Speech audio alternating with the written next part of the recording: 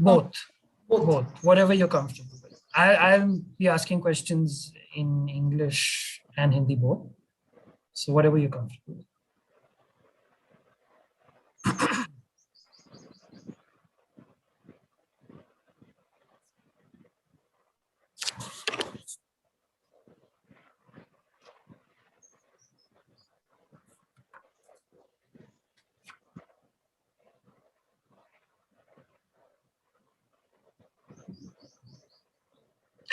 Okay, good afternoon to everybody and a very happy Ambedkar Jayanti to all. Welcome to the Outlive webinar series. My name is Arjun Kapoor and I work with the Center for Mental Health Law and Policy at the Indian Law Society. Just to give you a quick background about Outlive, Outlive is a 4-year youth suicide prevention program, which is being jointly implemented by Sangath, Center for Mental Health Law and Policy, and Quicksand Design Studio.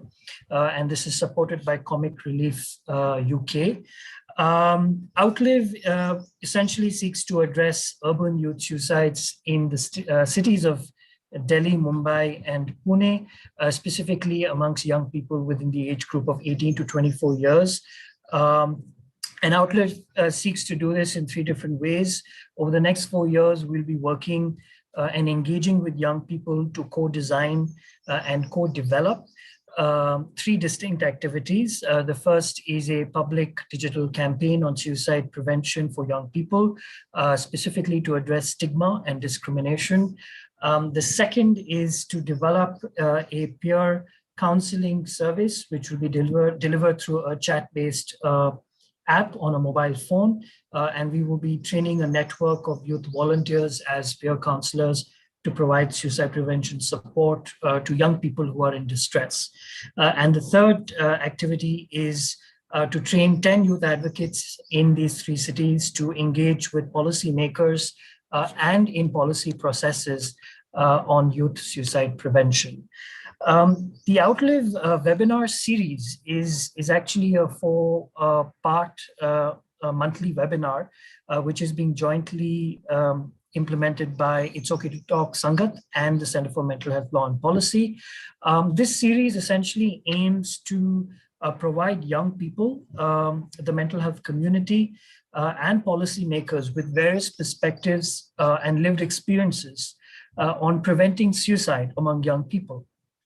Over the course of the 4 months, this series will bring into discussion suicide prevention and youth mental health experts on how we can prevent youth suicides by addressing some of the social, cultural, and economic factors that disproportionately impact urban youth in India.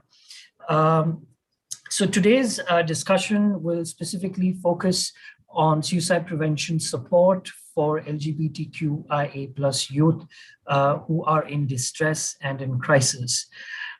We've got an amazing panel for today's discussion, and I'm extremely honored to be moderating this panel with panelists who I all look up to and I'm really inspired by. Our first panelist is Dr. Ketki Ranade, or KP. KP is faculty and chairperson at the Center for Health and Mental Health TIS, Tata Institute of Social Sciences, Mumbai. KP's areas of teaching and research include queer affirmative mental health practice, mental health advocacy, policy and legislations, clinical social work, and research methodology.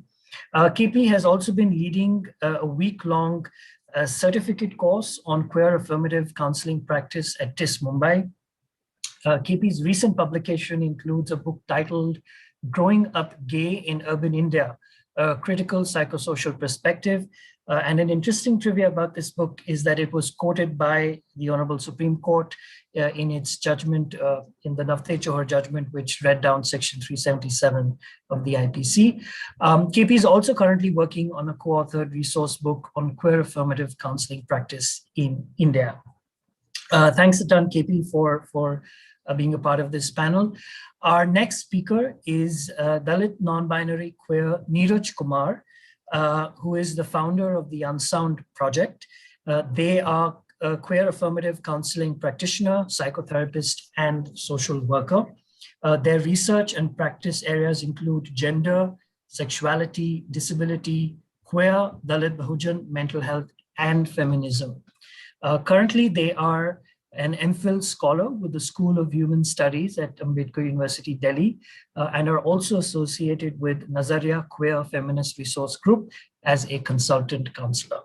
Thanks a ton, Neeraj, for being a part of this panel. Really excited to have you on board.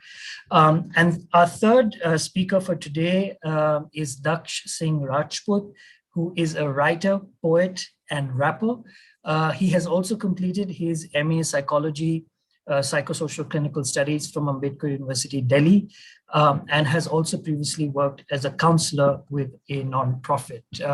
Daksh, thank you very, very much for agreeing to be a part of this panel. So the way we're going to go about this discussion is we've got about an hour. We have about 2-3 rounds of questions that we will sort of discuss with each of our panelists. I would request each of the panelists to sort of limit their answers to about 5 minutes so that we can cover all the questions, and towards the end also address questions from the audiences if they come up. Just to kind of point out that we will be discussing sensitive issues which could be triggering, specifically around suicide, and which is why we have provided certain numbers of helplines which are present in the description box on the YouTube live that you can see. And just in case at any point in time, if you feel that this is very triggering or very uncomfortable, please feel free to take a break and come back when you're feeling better. Okay, so I'm going to begin with the first question, and Kippy, I will turn to you first. We know that from evidence now, from research studies across the world now, that LGBTQI plus youth are more vulnerable to distress and risk of suicide. I was just curious to know, what does your own research say about this in the Indian context? Are suicide rates higher amongst LGBTQI youth in India? And what are some of the factors which make the youth more vulnerable to the risk of suicide and self-harm? Okay, hi Arjun, and hi everyone at Sangath and Center for Mental Health Law and Policy. Thanks for having me here. Before I respond to that question, Arjun, I'm actually going to say something first about the question itself.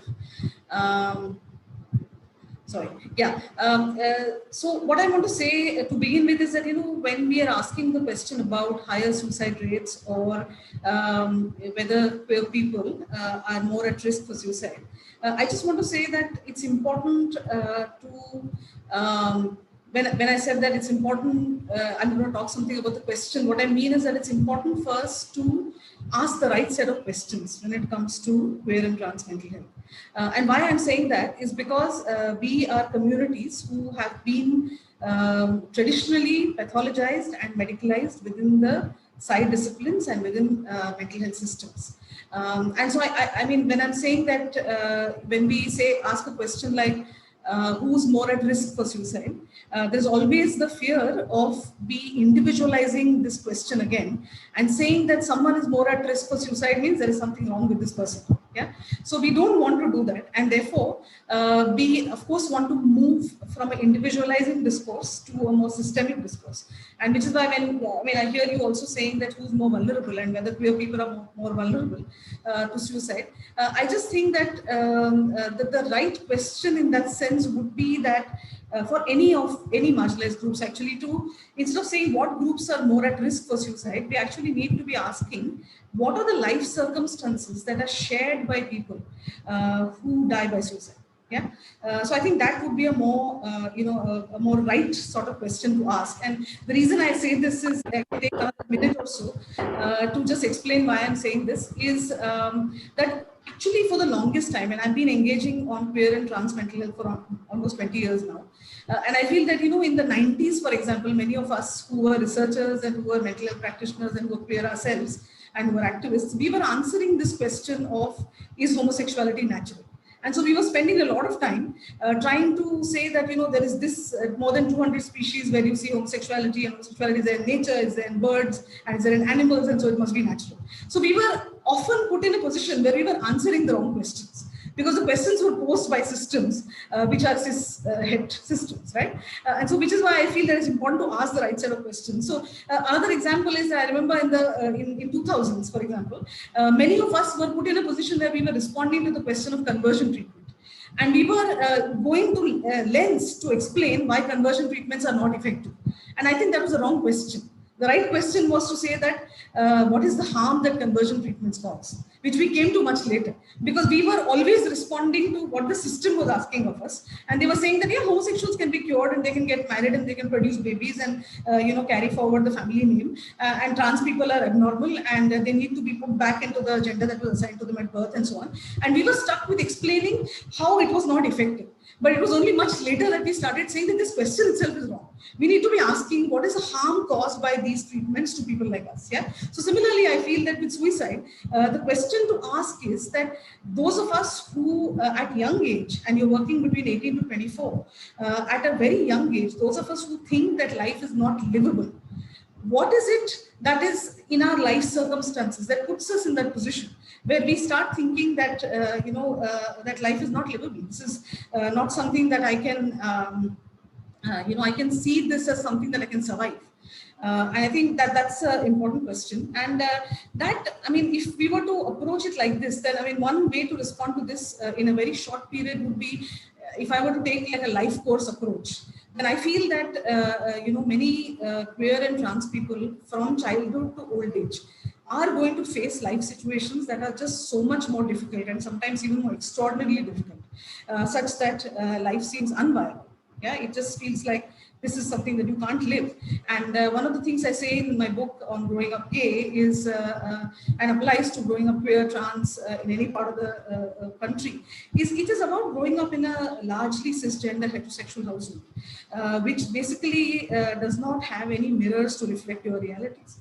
And so you are basically a young person, you could be a child, who's left to use your internal resources. And, we understand that, and, as children, as young people, we have very little resources in terms of, psychic resources, coping resources, social support, and material resources. So we are just very often very dependent on the adults in our lives. They could be our teachers, they could be our family members.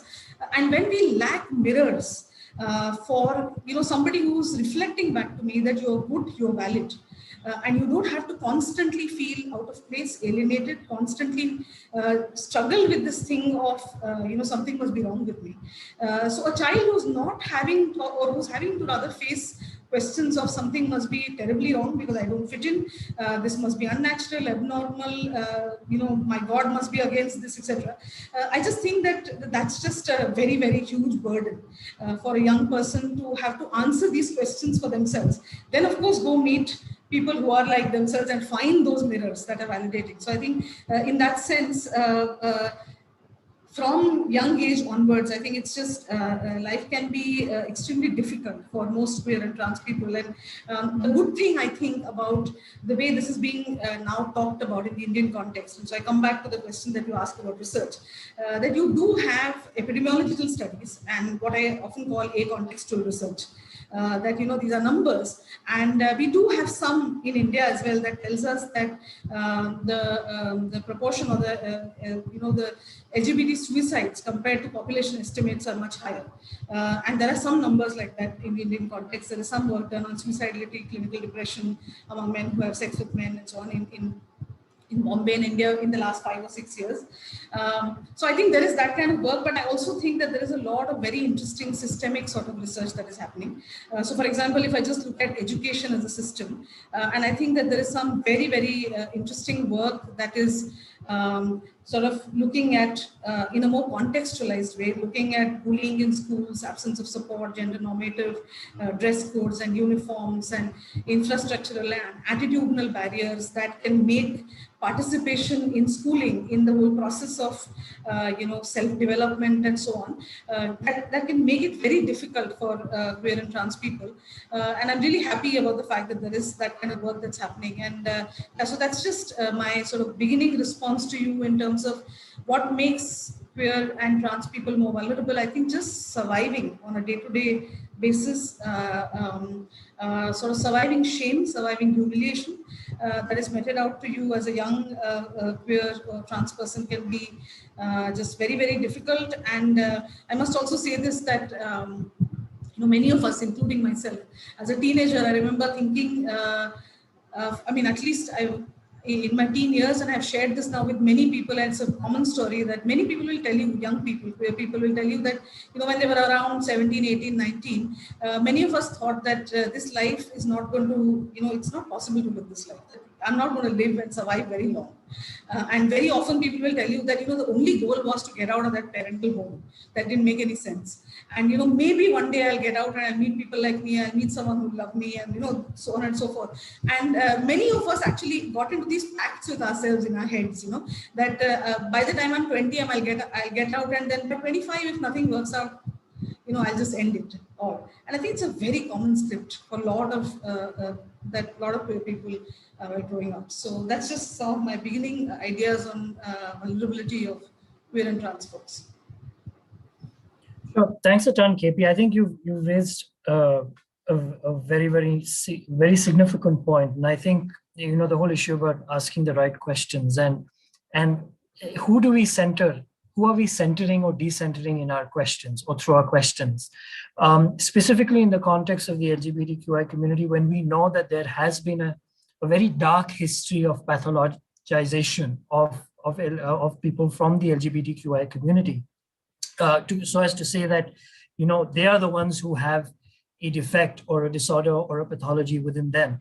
I think it becomes all the more important to shift that decenter that focus and turn it onto systemic factors which are actually responsible in the first place for people experiencing the kind of distress that they do. And I think this is even more true for suicide, because it's often a myth that suicide is an individual issue, right? That the cause of suicide lies in the person because they had a mental health problem or they had a mental illness. But we again know through research now that over 50% of suicides and attempted suicides are not because of mental illness or mental disorders, but are because of all kinds of socioeconomic issues, risk factors, crises, and other forms of distress. So asking the question and decentering the individual and putting the focus on the structures and the system becomes extremely crucial. This is actually a perfect segue into the next question for you, Neeraj. And this is specifically, like even KP highlighted, that discrimination, which is identity-based and status-based, is now known to be a risk factor for suicide and attempted suicide. Now, it is also a fact that we live in not just a heteronormative society, which is only sort of validating the existence and the needs of heterosexual people and not of people from the LGBTQI community. But at the same time, we also live in a deeply casteist society, right? Where caste discrimination is a reality for millions of people in this country. You yourself have been doing some pioneering work at the intersections of mental health, gender, sexuality, and caste. Drawing from your own work, can you talk about how does a casteist and a heteronormative society shape the experiences of youth, specifically those coming from LGBTQ communities and who also belong to Dalit Bahujan communities or who have been experiencing caste discrimination in India?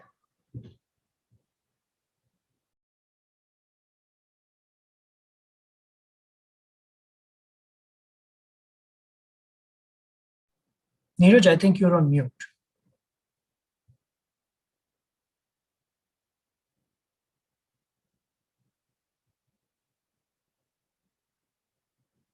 Okay, I think Neeraj has probably dropped off, and we will try and connect him again. We'll try and connect them again. In the meantime, let me move on to Daksh. Daksh, अगर मैं आपसे पूछ सकता हूँ कि आपकी खुद की जर्नी रही है, और काफी कठिन जर्नी रही है, लेकिन काफी इंस्पायरिंग भी रही है, तो क्या आप थोड़ा अपने एक्सपीरियंस, अपनी जर्नी के बारे में कुछ शेयर करना चाहते हैं, और खासकर कि उन मोमेंट्स में जहाँ पे आपको सपोर्ट की ज़रूरत थी, तो वो सपोर्ट एक्सेस करने में आपको क्या मुश्किलें हुई, क्या दिक्कतें हुई, और अल्टीमेटली आपको वो सपोर्ट फिर कहाँ से मिला? अगर इस पे आप थोड़ा अपने एक्सपीरियंसेस से रिफ्लेक्ट करना चाहते हैं।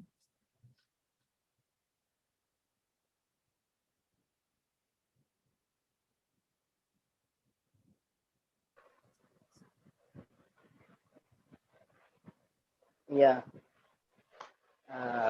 First of all, thank you to give me this opportunity to speak something.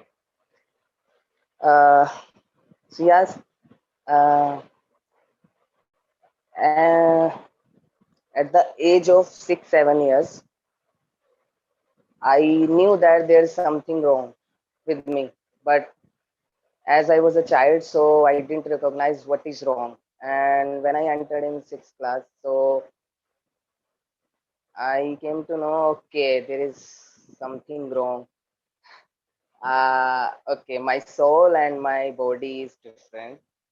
Actually, I always felt that I'm a book, and the story is different and cover is different, and people always judge by the cover. So they used to judge me by the cover, and I felt very bad. And but the thing is that I did not share these things to anyone because I had a fear that people will laugh, people won't understand me. So I didn't share this thing to anyone. I completed my schooling and my graduation, and when I took admission in masters, Ambedkar University, so only there I felt something different, that I felt safe there, and I met lots of people who were understanding me. And the first I shared about me, there was my classmate, and I shared about me, and he told me something that there is a code of GID. And before that, I didn't have idea what is GID and all. So he told me, and I felt very safe then, and I did my masters. I was very happy, and even it was the first time then I opened up and I shared my whole life, even my dissertation, my thesis, my master thesis. The title was I by Myself, autobiographical, and I have written all things, पूरी life, मेरी पूरी life मैंने उसके अंदर लिखी, जो भी अब तक की लाइफ थी, और मुझे बहुत अच्छा लगा। और I didn't feel anything wrong, और आई फियर नहीं था बिल्कुल भी। और फिर ये हुआ कि इन 2019 I was just using YouTube, and I came across with a video, and there was a guy who was telling about the um, something surgery and all and the money, in 2019 June I'm talking about. And I got motivation, I was so happy, and means I was so happy that I came to know that it is possible. Before that, I didn't have idea that it is possible to do these kind of things, because I always thought that I have to spend lakhs or crore rupees, crores. And then immediately I spoke with my friends, some of my friends, some of my professor, that I want to go under sex change surgery. and so they supported me. I was very happy they supported me. Actually, I am very lucky that I have these kind of such a good friend and professors. The old professors from AUD, actually Ambedkar University. So I told them, they advised me to take counseling, and some said ki okay, you can do, but take some time, go for the counseling. This is my habit. I listen always everyone, but I do whatever I want to do. I listen, I respect. Obviously, I respect to all of them. I respect it, and but I think I thought कि बहुत time चला गया है, so I don't want to waste my time. And in June, I got idea that it is possible, and in September 2019, 8 of 8 September 2019, I went to the Madhya Pradesh, Indore, and I got my surgery, three surgery in a day. In one day, I got three surgery. I was alone, and I didn't have idea ki after surgery, uh, where will I go and who will support me. I didn't think. Even I didn't tell to my friends, my professor, my family. They didn't have idea. I just went and did. And after my surgery, I called to my friend and I said that, okay, I have done it. What next? And I am so lucky. They arranged everything, and I came to the international airport of Delhi, and my friends were there. They were there, and I didn't have idea that's where I am going. And one of my professor, I went to her home. My psychology professor, I went to her home for 15 days. I stayed there, and after 15 days, I stayed my one of also professor's home, and they supported me very well, and they just treated me as like their child, and I'm very happy that I did it, and I have support system, my friends and my professors. I'm very lucky, and I'm very happy. That is the reason I am sitting in front of you and talking to you. Thank you. Thank you, Daksh. That is extremely inspiring, and very, it generates a lot of hope for a lot of people who might be listening to you today. So thank you so much for sharing that. I will come back to you with a couple of more questions where I'd like to know a little bit more about your ideas about how what kind of support measures need to be provided for young people who are going through similar journeys. But if I could now come back to you, Neeraj, if your internet is working.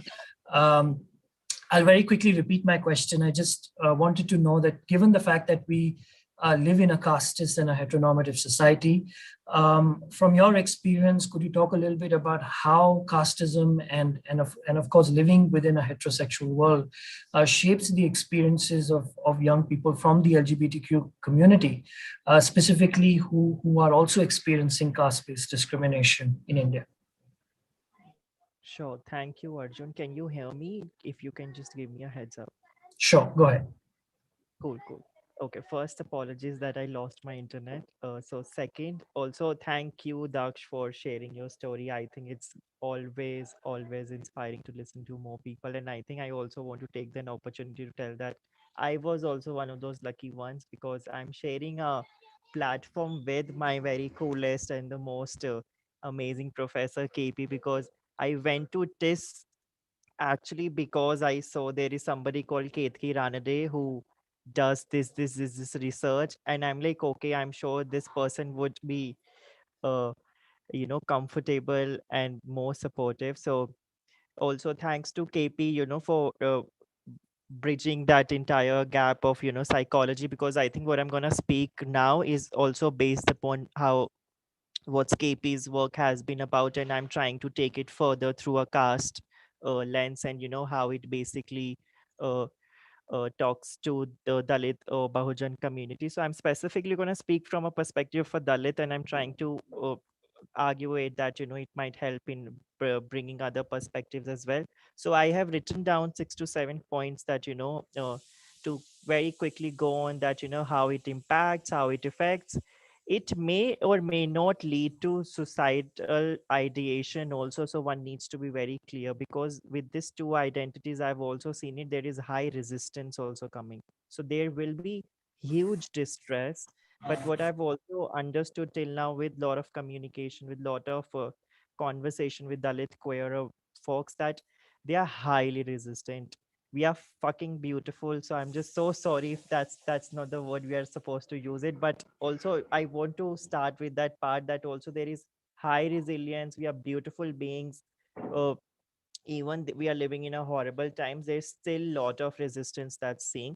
So one, to talk about, Arjun, that when we talk about caste heteronormativity, the what it is basically, and how does one be queer, right? So to be a queer or to be a trans, what is basically it means to be desirable, it means sex, it means sexuality, it means how many partners you would have, with whom you would have sex, who would you go out on a date, what kind of a date you will go, will it be in a restaurant, will it be in a movie theater, will it be in a thela, can I afford to go in a fancy place or not, or am I very confident to say that, let's say I live in this specific colony in Delhi, which is a Dalit colony, can I go and outspokenly talk about this thing in my date, when we have seen it with a lot of queer folks, because it has remained a very dominant discourse that places are not queer friendly, and there has been a very uh, a solid advocacy to make people,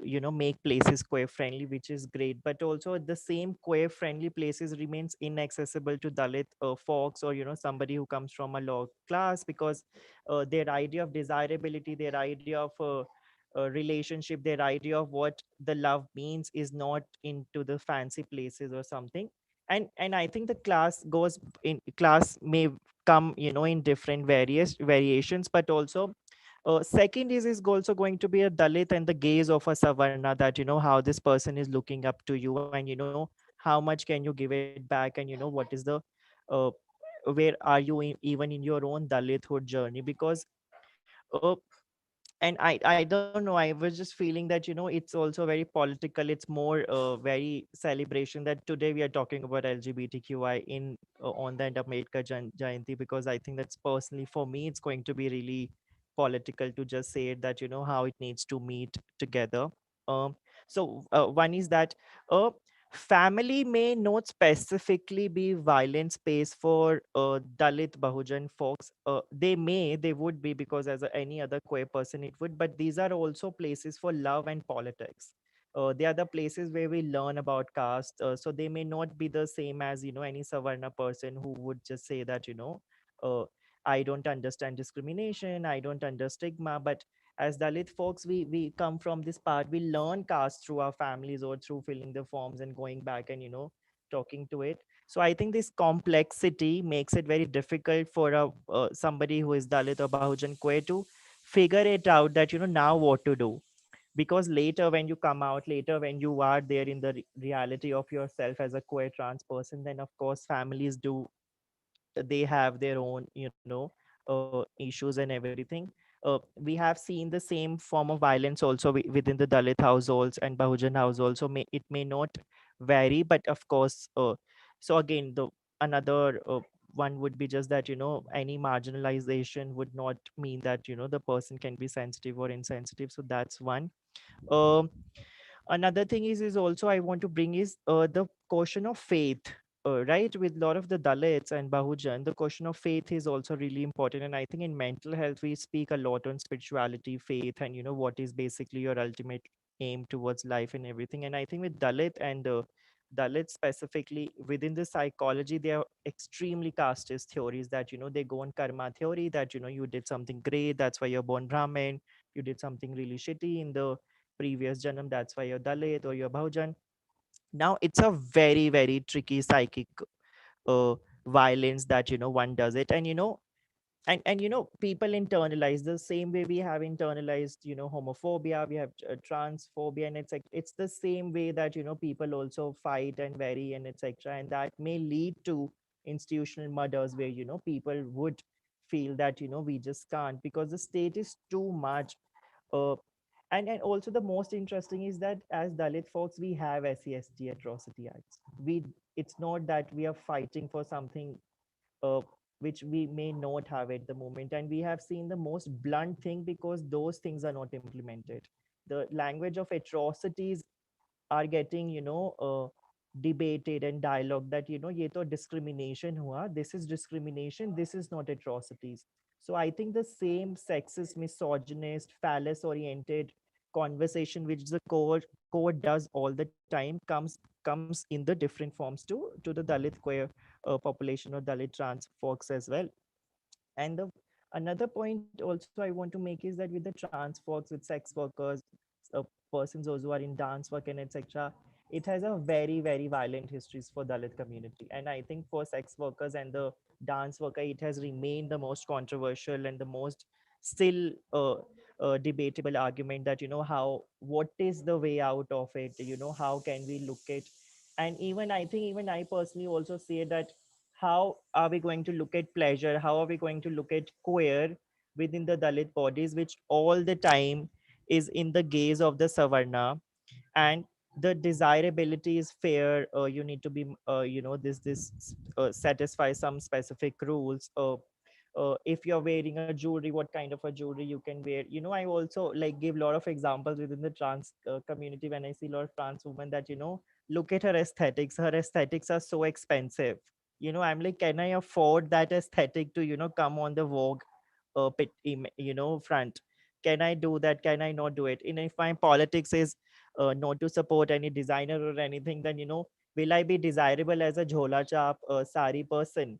uh, uh, I won't. Of course, on the grinder or on the dating website, you'll go, you'll be like, yeah, just and I think it has been there that many of the Dalit queers bodies have experienced untouchability on the online websites, including in their personal lives. So that's there.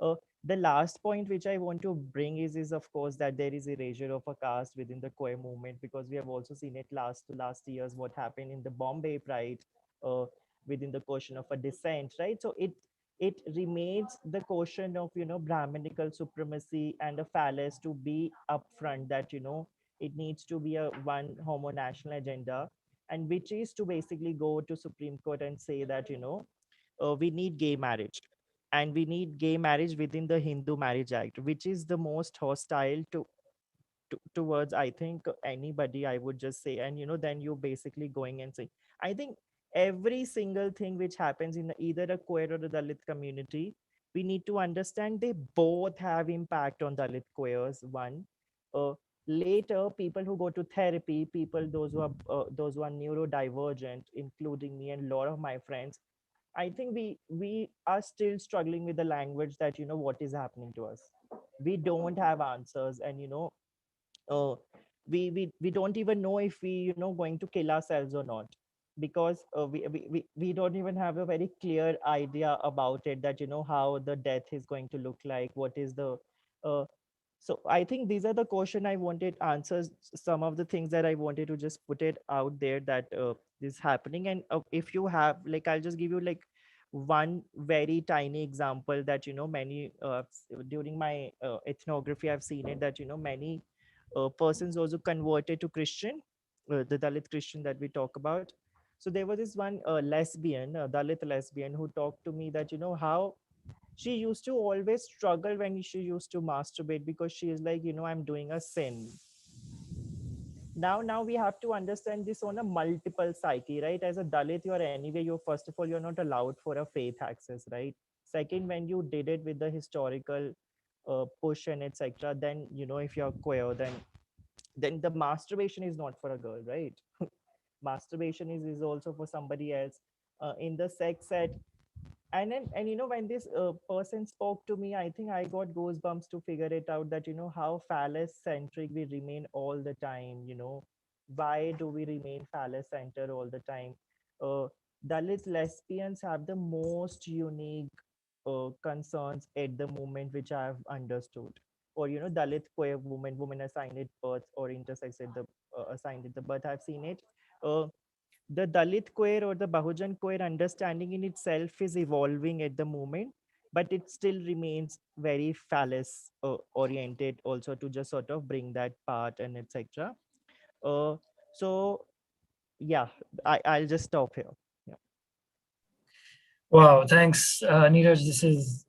I mean, there's so much that you have shared. There is so much to unpack. I think every point that you made, deserves a webinar of its own, just to unpack the complexity of these realities and these lived experiences, which are in so many ways dehumanized because of the systems and the social structures that we live in. I mean, a couple of points, of course, stood out, and I will sort of come back to it specifically around the issue of resilience and resistance, because I think that's an important, very important point. Because often the gaze, as you talk about it, is one of a dehumanizing gaze, right? Like KP pointed out in the beginning also, that it's again you're pathologizing the individual, right? And so then how important is it then to talk about narratives of resilience, and how people are resisting some of these forces on a daily minute to minute basis. Just to kind of take that forward, KP, just to kind of talk about the whole idea of support. And I think the fundamental question is also this disconnect between between the lived experiences of youth from the LGBTQ community on the one hand, and a heteronormative world, like I said before, which is designed only to validate the experiences and the existence of heterosexual people, right? And that extends to the whole issue of mental health, the kind of mental health support that's provided to people from the LGBTQ community, and the inherent biases that members of the community experience when they go out for support and counseling. You yourself have been the pioneer, one of the co-pioneers of the queer affirmative counseling practice, which is now building.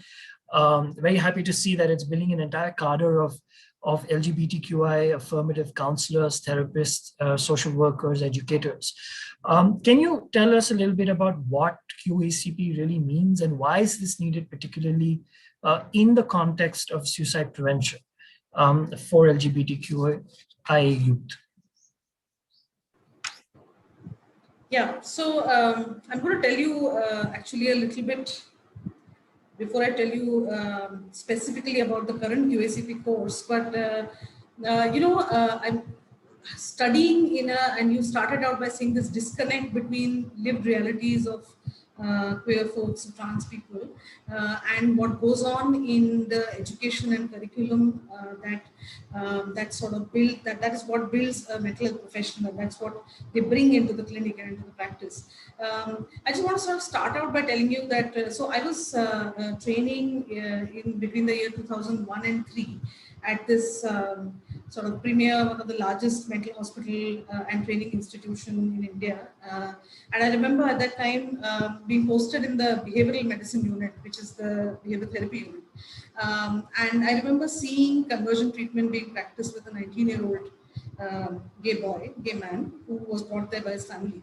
And apart from the aversion all that technology that is there to give you these mild shocks on your wrist when you see new pictures of men, and you don't get that shock when you see new pictures of women. So apart from the aversion therapy, the counseling that would go along with this treatment would be to talk about, to tell this person that homosexuality is sinful. You should remember, every time you feel attracted to a man, remind yourself that homosexuality brings disease, it brings shame to the family, and illegal in this country.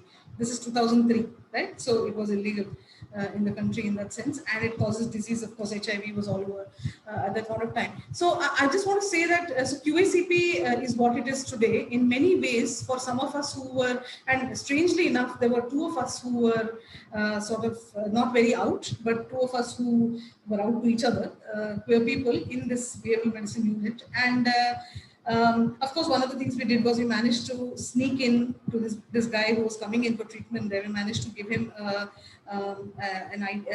visiting card of Swabhava, which is a local NGO that has been running this group called Good As You for more than 20 years now in Bangalore city.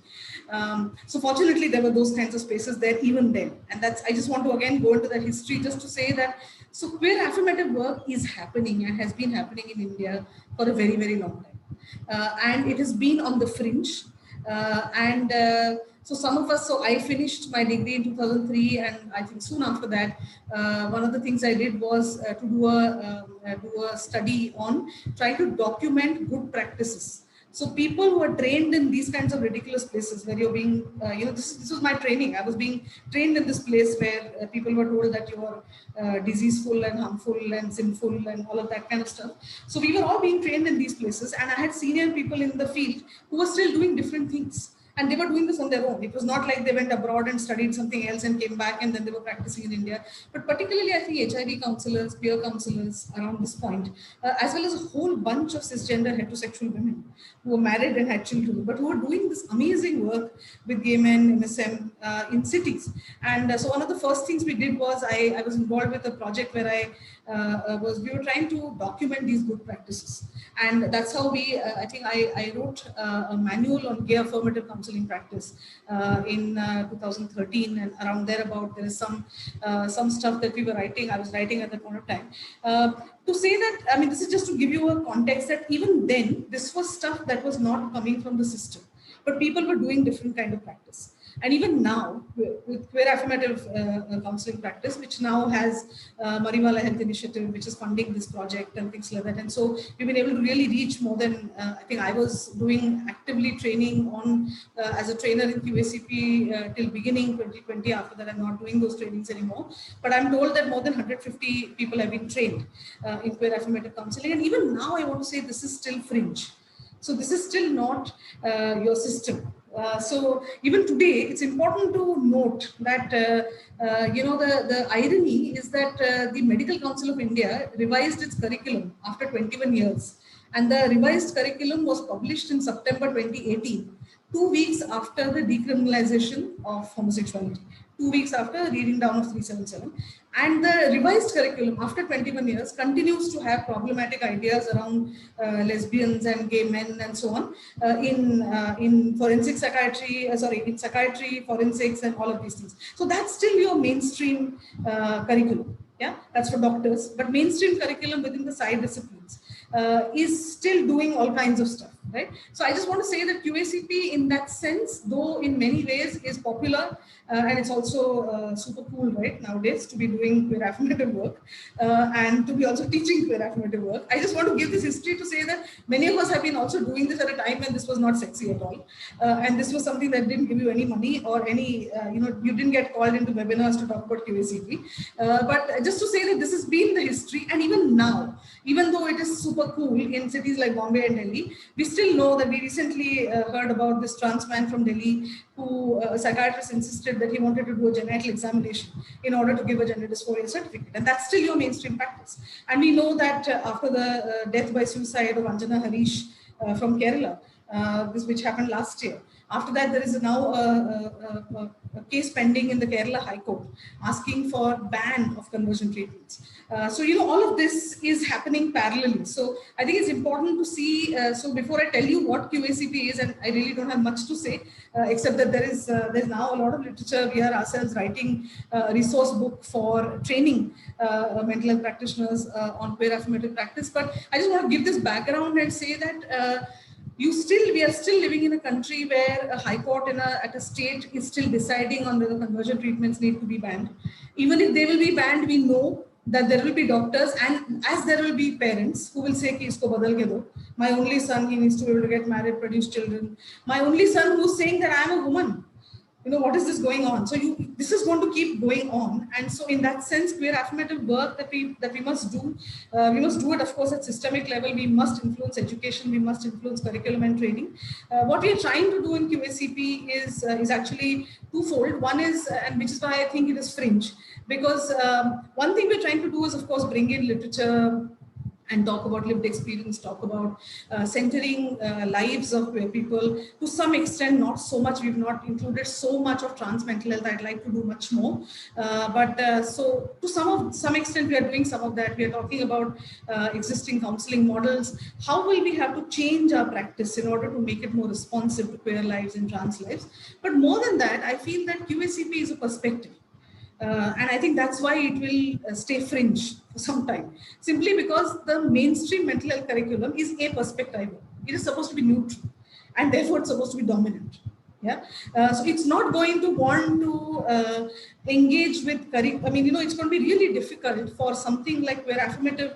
It's not just practice; it's queer affirmative perspectives, which are basically getting you to think about what is the dominant when it comes to gender and sexuality, and what happens to the ones that fall through the cracks that are non-normative around gender sexuality, and then every other parameter that Neeraj was talking about caste and other kinds of locations as well. So QACP in many ways is this perspective which I mean, yeah, I think it's a perspective that influences practice, and I think it might be easier for QACP practice and some ideas that we are doing in practice, they might get incorporated. This perspective will be difficult to push through. Right. Thanks, KP. I think it's interesting that you say that QACP is still fringe, and that is a reality. And I think one of the things for us to also look at how do we address the whole issue of support is to also look at it in terms of law and policy, and that's something that we will come back to specifically in terms of the kind of systemic changes that are required, because there are only so many QACP courses that can be run, right? And as you said, these are fringe groups, so what about the mainstream? How are we redefining the mainstream, and what do we need to do for that? But Neeraj, if I could quickly come to you, just kind of taking forward what KP spoke about, if you could just very quickly share some of the affirmative approaches that you've been using in your own practice with your clients, and also, as importantly, what are some of the sources of strength and resilience that young people draw upon, especially in moments of when they're distressed or in crisis? So what are these sources of strength that young people draw upon, in these particular situations? If you could share some bit from your own experience. Okay, cool. I think I'll start with the last thing what you just said, it that what are what's the hope, and how are they drawing hope. And I think the one thing is also which pandemic did is, of course, lot of, I think, of course, in the pandemic we learned a lot of things that how people are managing. But also one thing is the fact that there was a lot of conversation around queer and trans uh, children, adults, that they have to go back to their families also, and stay that. And of course there was multiple form of violence. But also one thing I think which also I saw in my own practice is this: there were many people who were also very clear that what are the strategies works for them to survive in the family. So they were also not those, the way we look at it, right, the gaze that oh, I need to go and I need to intervene, that go to the bathroom, go do this and everything. They had very much existing already strategies that they were using anyway to address their parents or neighbors. And how, because see what KP said, it's from the childhood, right? That the person start negotiating that how I have to live in this world which is going to constantly bully me, and constantly going to violate and etc. So one thing is also to acknowledge that they uh, persons, or we have existing strategies, we know how to basically tackle the world, of course. So one is that to also address. And the second is of course, what I've learned, what I'm going to speak now is all what I've learned in my social work, or QACP journey, and not in psychology. And I'm making it very clear that one needs to take it as a political statement, that this is not something I've studied in psychology, what I'm going to speak now. Because uh, psychology did teach me to make it a person into symptoms, and make it a person, person's problem to themselves. It was later when the systematic uh, understanding came to me later, when I went into the my further life. So one is of course, lived experience is the first thing that we need to really be focused about it, that and this lived experience needs to be anybody who are working in a minority or marginalized community. It could be women, it could be persons with disabilities, or somebody who's coming from DBA community. I think with the DBA plus queer community, that's the major thing we need to understand is the first is also reading Ambedkar is really important. You just can't choose to not understand annihilation of caste and be anti-caste, because anti-caste has a lot of limitation in itself. There can be some of the cases where persons will, they again, one thing I always talk about caste is that it's caste is also not only about this existing life, it's also about the past and the future life, that it struggles a lot with this part of it, that there are certainly myths about it, that you did something horrible in the same myths, right, which we had it with the homosexuality. You did something wrong, and you're gay because you did some sin and etc. So I think the same psyche violates and keeps on violating. So I think one, as a therapist, I have realized that also, that one needs to go back, read Annihilation of Caste, which I did it with other reasons also. But for people those who are here, uh, you need to be very aware of the politics of the Dalit DBA community. What is happening? You can't just work in a Vedanta hospital and say that you're very pro Adivasis or anything.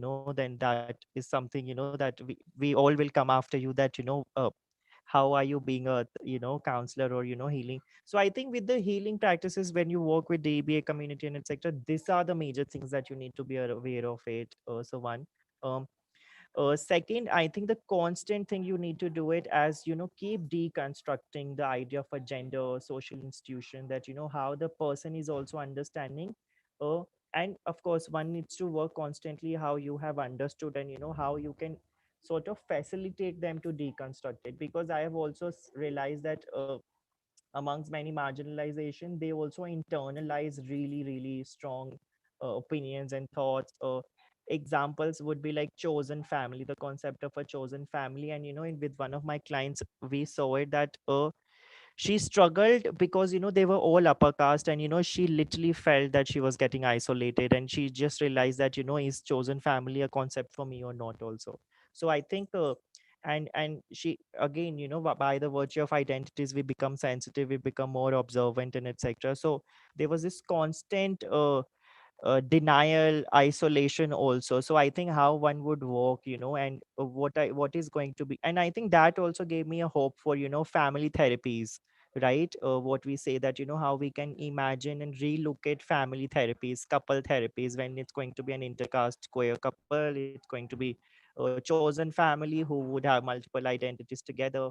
uh, Whether family therapy would allow us to look at it, and we should push for that. So one is that.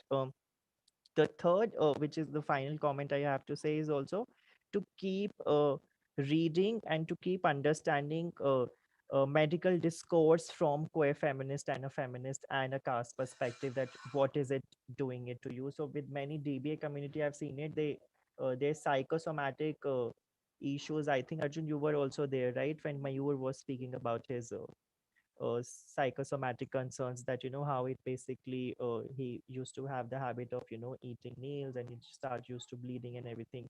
So also to sell mental health as a concept to many marginalized community, that no, it may be a genuine concern, and it may need intervention. And that intervention can have many disagreements, that whether it needs to be medical, whether it needs to be mental health, or in Dalit community, if I'm not wrong, there is something in South, we there is this sort of a cultural activity that they do it together, and it's a dance form, and the community feel it, that it's very healing for them, and it's specifically done for mental health, and to heal them from atrocities. So I think one needs to also get into this sort of activities also, that what are the current community led interventions that communities are doing. So I think this is what I've been thinking and what I've been practicing, and I've seen that it has some sort of forms of result and etc. And also what is the last thing would be that I think as psychologists, of course, we are very clear, therapists, counselors, social workers, we're clear with the boundaries. But I think in case of DBA or queer folks, we need to go a little extra mile. We need to also be there. We might just need to go to their homes also sometime to rescue them, that or and we need to be very critical when to engage with police, because I think many people do think that, if it's somebody who is in extremely distress and this person is alone, mostly, like, to be very honest, queer or anybody marginalized, they end up usually being very alone. And when, as a therapist, if you're worried that this person will do any harm to themselves, one needs to be very critical when one wants to intervene with the police, because it makes the life of a person more troublesome. And I've actually seen it with during my practice, that how there was some intervention, and later, because parents did something, and later again we had to support the person differently to basically heal from it. So I think these are the things from my end, Arjun. Right. Thanks, Neeraj. Again, that's really, really illuminating and helpful. And I think again, you've touched upon multiple points. I do completely agree with you that the kind of response strategy and who are the people in the individual ecosystem that you are reaching out to, when to reach out to them, when not to reach out to them, is a very important question, specifically in the context of individuals where families have been a site of violence, right? Or the state can end up being a site of violence, right? So I think that's a really important dimension for us to be thinking about when we're talking about affirmative support, because the line between affirmative support and something which can end up being more harmful is very thin, very, very thin.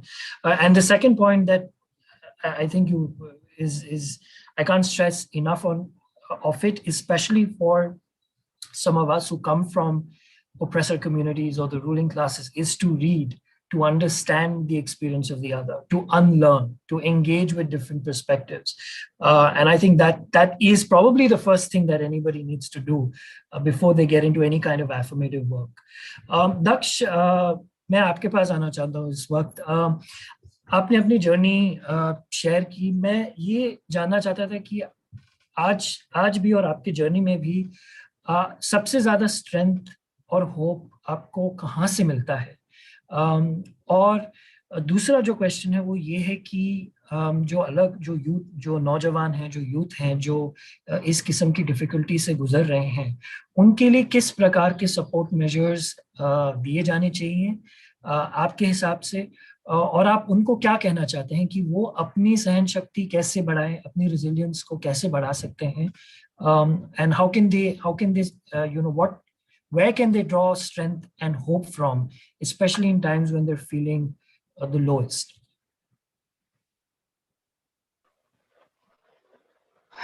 Yeah. So I think first I just want to say that the whole game is about of acceptance. स्वीकार करने का पूरा जो खेल है वो इसी का है. Means I just want to share one thing that abhi recently in February or March I was in training, skill development training. There is a one organization, Periphery, who works for community. So they provide training to skill development, and there are many activities. So after that they provide job to all community people. So they are doing very good job, good work. So there I noticed, because before that I didn't have any community friend and all, trans man, trans woman, nothing, no one. So when I went to the training, I met many people from community. They all from the community. So I felt very good, and they all were very comfortable while talking to each other, and they all were very happy. So I felt one thing that, and the one thing is, I just want to mention, trainers, mind-blowing trainers actually. All trainer treated very well. Right now, for sometimes I can say that the trainers were society there, and we all were community. So they were treating us very well. So I think the all matter is for to accept karne ka, to accept. So I just want to say one thing, that community can't be a word, and society can't be a community. So what we can do now, we can merge them now. We can merge them. We can help. Means I just for me, I just want to say that society should accept community. Uh, because I have seen that only some community, we always talk about, there is a one community, there is a one organization, there is another organization, and they accept community people, they are doing something for community people. Why can't we society can't do, why society can't do these kind of things? And one more thing is that there are many organizations who are working for community, but the thing is that they don't even know who are the organization and where are the organization, why they merge themselves and why they come together to help them. Because when I was searching for organization to get fund for my surgery, so I found one organization, a second organization. They are still there, but they are not helping. I don't think so they are helping. And even if they want to work for community, so they should have idea that there are lots of community, they want to do same work. So why they reach out to each other? I think it would be great if they work like that. You know that I have to apply for my surgery fund in foreign country, and I rejected because I am an Indian. I cannot apply India. I cannot apply in India because they all are confused. They want to do work for us, but where is that work? I can't see. I just want to see the work. Where is that work? I am very disappointed when I think about all these things. And one more thing is that I want to say, uh, those people who commit suicide, who have feared to show their identity, to open up, I just want to say, don't finish your life, because uh, nature give a very beautiful thing, very beautiful power to the woman. Only the woman can birth a child, a new life, new happiness. But I think we can be a creator of ourselves. As I am the creator of myself, I gave birth to me, and I love Daksh Singh Rajput. For me, Daksh Singh Rajput is my child, and I am the father, mother, and family for him. And I will make sure that he will get whatever he wants. I will make sure that. So why don't you do these things? Life is, we don't have idea ki, means, before this I used to dream about that ki, okay God, please help me, and next time uh, I want to live boy life. But amazing thing is that now I'm living that life and I'm very happy. So why are you waiting for that next next janam or next life? Why? Arey, you can do this in this life also. As you can see me, that I am a creator of myself. Why don't you be? If you want to kill something, so you have to kill your negative thoughts, your negative vibes. You have right to kill those, but you don't have right to kill yourself. You should not do that actually. Even I also thought that, okay, I let's go and commit suicide. But the thing is that I have fear to pain, so I didn't do that. But I tried, I attempted. So I just want to say that there are many good NGOs, many, you know, there are many people, your friends. Just try to speak indirectly way. You can talk if you feel that okay, they are okay with it, so you can open up. If you don't want to share your name, you can talk about ki there is my one of my friend and he or she wants to do these things. So you will get idea that okay, what is the mind, what is his thinking of that person. So it would be easy to judge, and it would be easy for you to be open, or you want to open or you don't want to open with that person. Yeah. Daksh, I am overwhelmed after listening to you. I think that is extremely powerful. That message that you are the creator of your own life and that you have given birth to your own self. I don't think there's anything more powerful than that. And thank you again for sharing that and saying this for everybody over here. KP,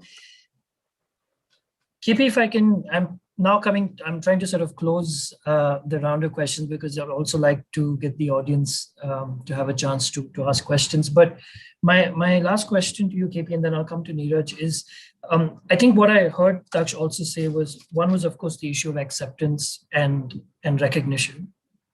And the second is the fact that to provide support of any kind, or to provide affirmative support, it is important that multiple stakeholders within society and community are, in a sense, connected with each other. There is an ecosystem of support and care that is being provided to an individual. That it's not one organization which is doing something, because problems are multiple, right? There are financial, there are psychological, there's discrimination, there's violence, there are multiple problems that an individual is experiencing, and hence response and support also needs to be holistic and comprehensive.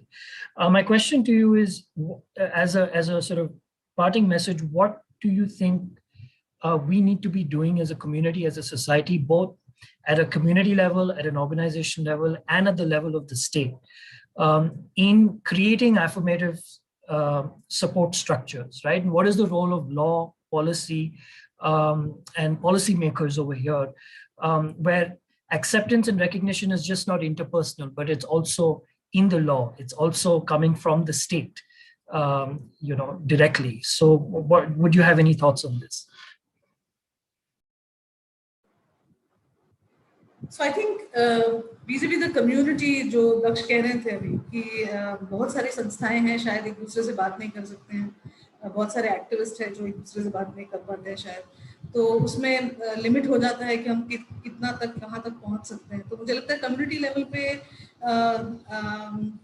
Really मतलब I don't know, one I mean it's a very, might sound simplistic and yet it's I think almost impossible to achieve, is yeah, I mean, how do we learn to be kind to each other? How do we listen to each other? I think we are in a space where, I mean, being most critical and most radical is so important, and being kind is just some crap that, I mean, I think we've just like, we are, I think in a politically, it's very worrying where we are. We are, in an external sense, we are in a destructive world. And I think we are also internalizing that within our communities.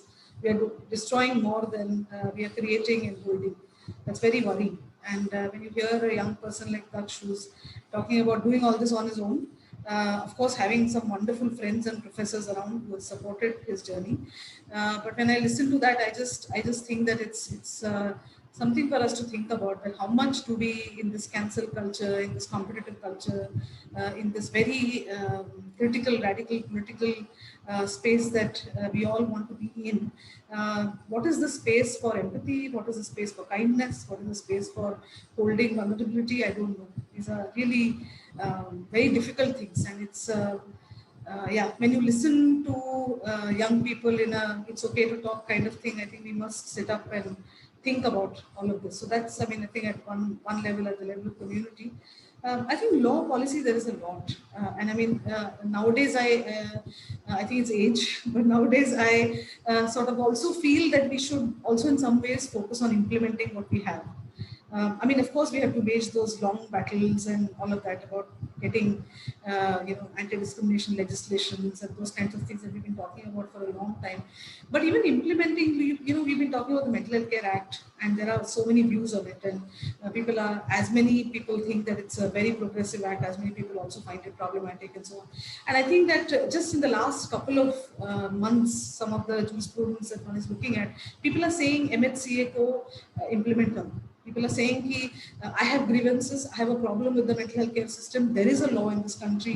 It's been here for 4 years now. There are no review boards. The state mental health authorities are not working. I want to be able to go complain. I want to be able to, their redressal mechanisms are there in spirit. It's there in letter, it's there in the law. It's not being implemented. So I mean, I feel that we increasingly are seeing some of those things. And so to begin with, I think implement what we have a better conversation between laws. I mean, that which is a problem, right? That whenever we are talking about any marginalized group, we go out and make one more law. Now we have the Trans Act, for example.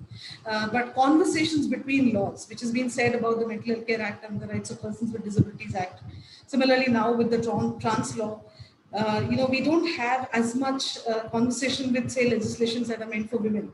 So you have the domestic violence law, you have the sexual harassment at workplace law. They should apply to all women, which means they should apply to trans women, they should apply to trans people.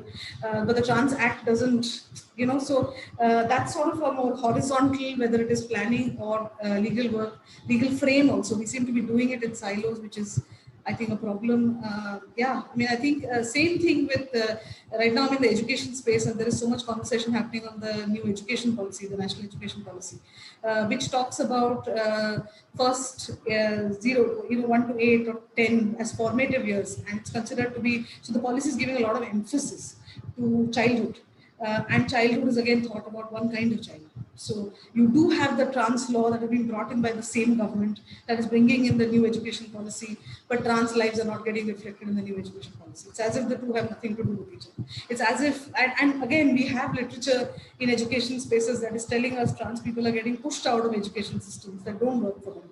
But the new education policy will have nothing to say about them, but we will have a trans law. So, there's a lot of, getting to implement what is there and bringing more consonance, having more, reading these laws and policies with respect to each other to change lives, I think would be important.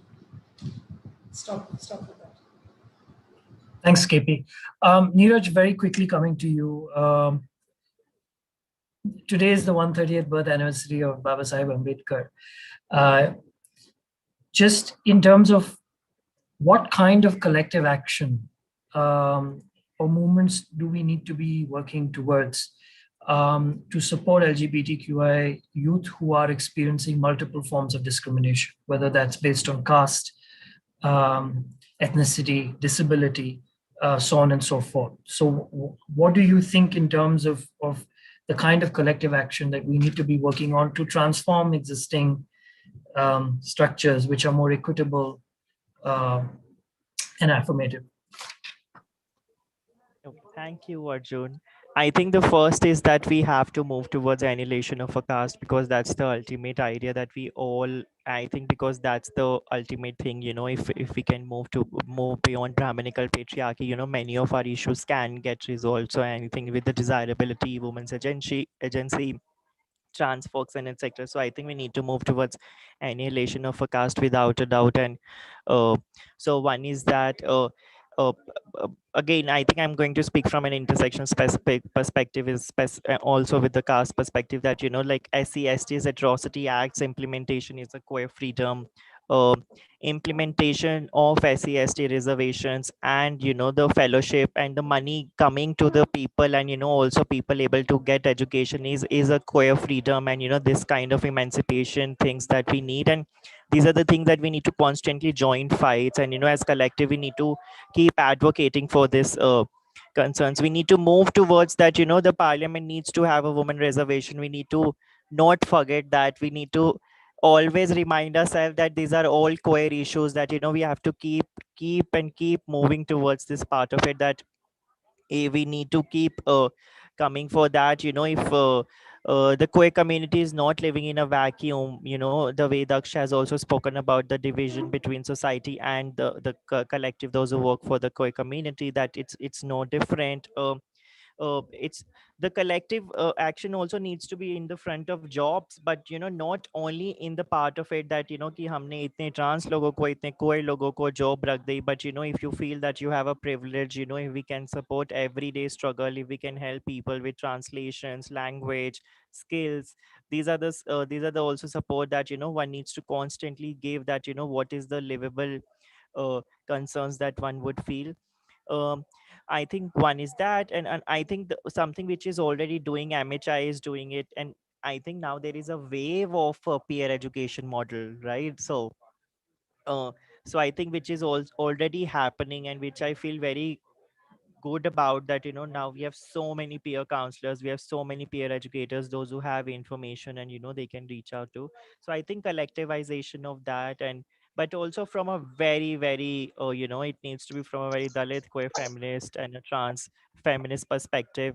We need to hold on to it, what KP just said it, we need radical ideas at the moment, because it's a very difficult dark time. And if we are thinking that without annihilation of caste there cannot be a queer freedom, so this is something that I want to just end on. Yeah, thank you. Fabulous. Thank you, Neeraj. There is one question which has come from one of the audience members, and this is directed to all the panelists. And the question is, one can feel extremely dejected and rejected with conformity of images. So glad that Daksh found the strength to keep suicide away. However, not all of us have that strength, agency, and support to keep us away from decisions that harm us. Does that mean that we have no right to respond to our situation, suicide being one of them?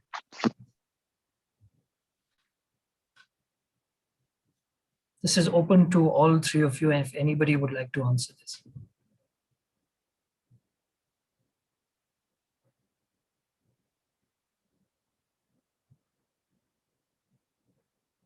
I can repeat the question in Hindi. जो question है वो ये है कि मैं बहुत खुश हूँ कि दक्ष के पास वो सहन शक्ति थी कि वो सुसाइड से दूर रहे, लेकिन हम सब के पास उस किस्म की सहन शक्ति या एजेंसी या सपोर्ट नहीं होता है जो हमें उन डिसीजन से दूर रखे जो हमें हार्म कर सकते हैं। तो इसका क्या मतलब है, क्या हम ऐसी सिचुएशन को रिस्पॉन्ड नहीं कर सकते हैं, और क्या सुसाइड एक रिस्पॉन्स नहीं हो सकता है, खास करके उन लोगों के लिए जो जिनके पास इतना स्ट्रेंथ नहीं है अपने डिसीजन अपने सिचुएशन को डील करने में।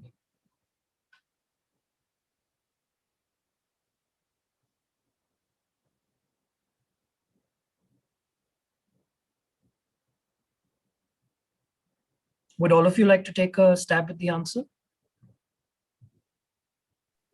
I think I'll start, and also just to sharing that I think AP and I have been directing each other. You go. So also just making it more public so it's easy. I think I just want to quickly respond to this thing that uh,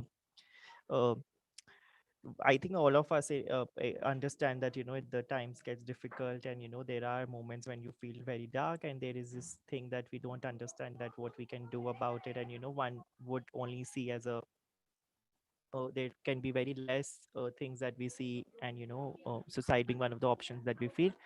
Uh, just believe the fact that these are one of those dark times that will also pass. Believe in yourself. This is the most darkest thing that is going on at the moment, but there'll also be a hope. There is hope.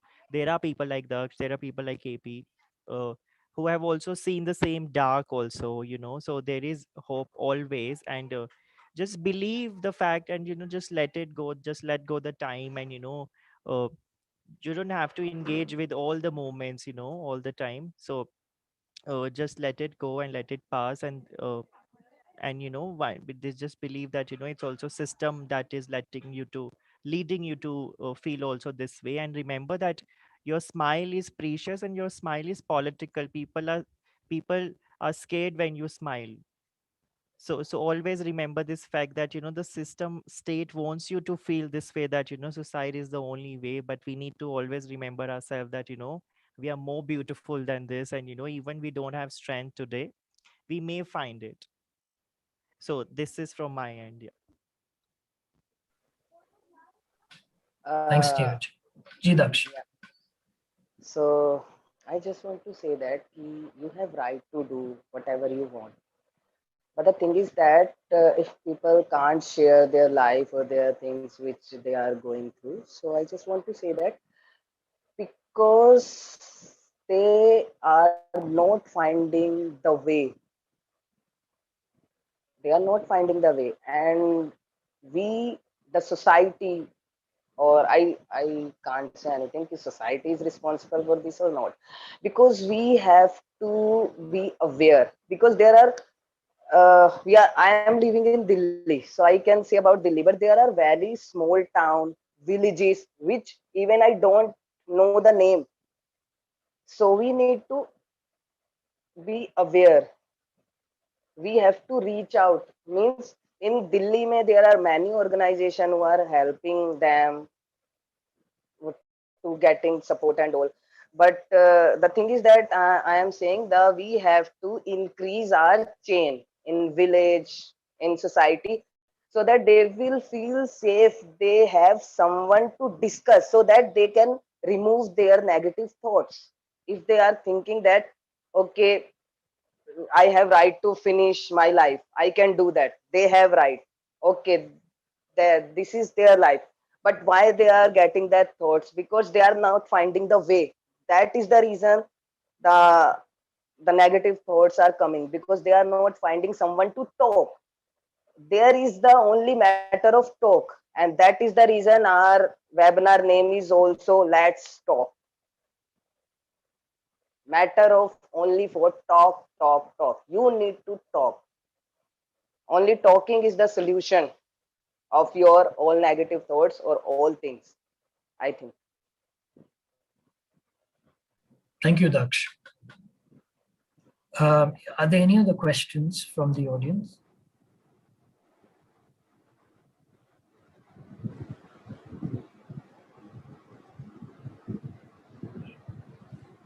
Just a quick thing for the same question that Sure.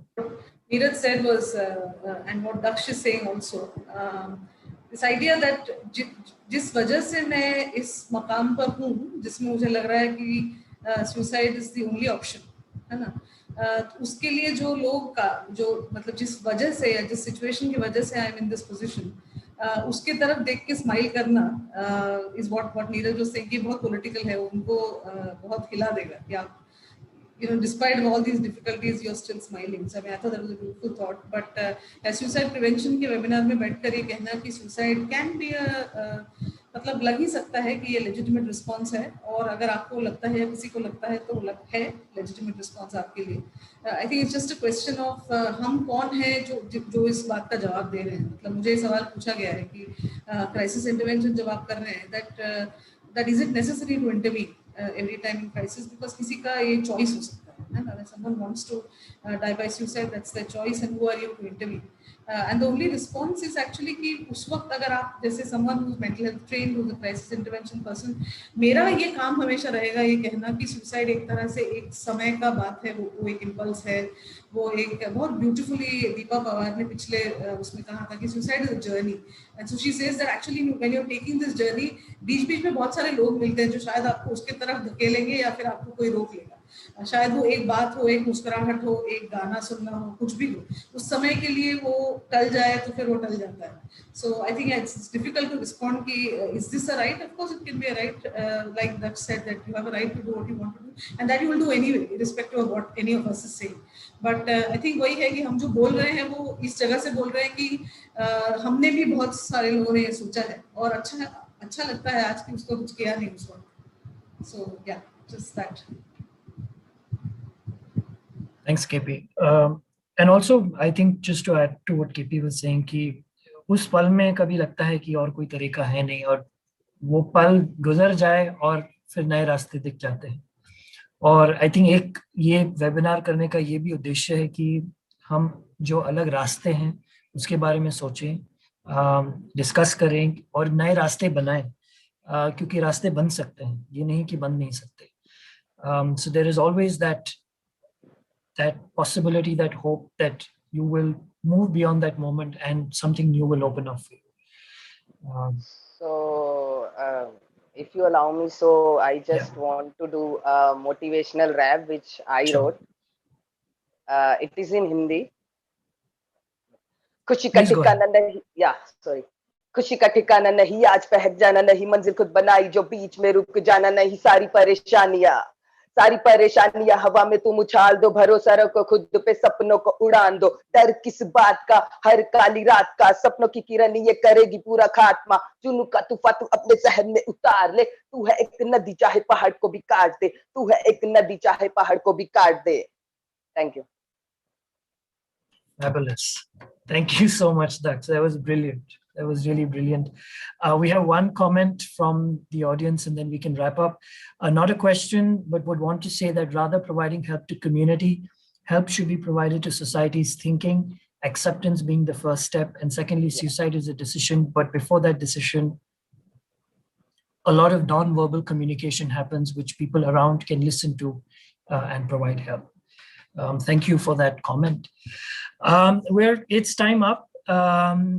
Daksh, I'm assuming that was your final message. KP and Neeraj, if you have one final message for our audience, and then we can end.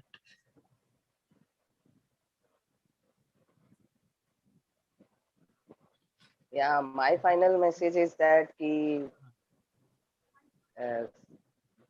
create yourself, don't suicide. Life is very precious and you can be a creator of yourself so that people will remember you after your death as well. Don't do suicide. And thank you. I think I'll also just say thanks, and thanks for having me. And it's always an opportunity, like a great opportunity for me to personally share a panel with KP. So I think because uh, I think it's just when you share a panel with your professor and a research guide, that means that you have made it. It's see, so I think it just sort of gives me a lot of life and hope also for me. So, and thank you everybody for attending and listening, and thank you Daksh for taking and sharing your story. It has been really really inspiring, and I'm looking forward you to become a good rapper, and looking Yeah, thank forward you. to your album and everything. So thank you. That's it. Thank you so much. I just want to say thanks again to both, to all three of you actually, Daksh, Neeraj, Arjun. I think what I'm going to take away from today, more than leaving a message here, is the idea of being a creator of yourself.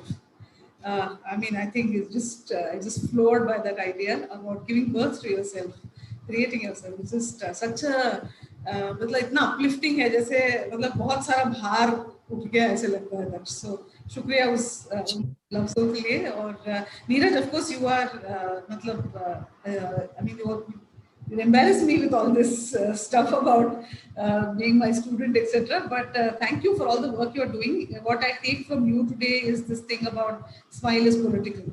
I think it's really powerful. Thank you for saying that. And yeah, for all the amazing work that you're doing as well. I mean, the support you're providing with Project Unsound and all this peer support work that's happening. So thank you for that. Arjun, thanks so much for keeping us. I think we've like really overshot time, but thank you for all those questions and sort of keeping us going, all of us, all three of us, getting us going in this conversation. Thanks to Sangath and Center for Mental Health Policy. Thank you, KP. Thank you, Neeraj. Thank you, Daksh. Can't be thankful enough. This was extremely inspiring, extremely uplifting, as KP said, and definitely, I completely agree. The takeaway message is you are the creator of your own life. So nothing more powerful than that. Thank you all once again, and thanks to Sangath for organizing this, and thank you to the audience for being a part of this session. Thank you. Thank you.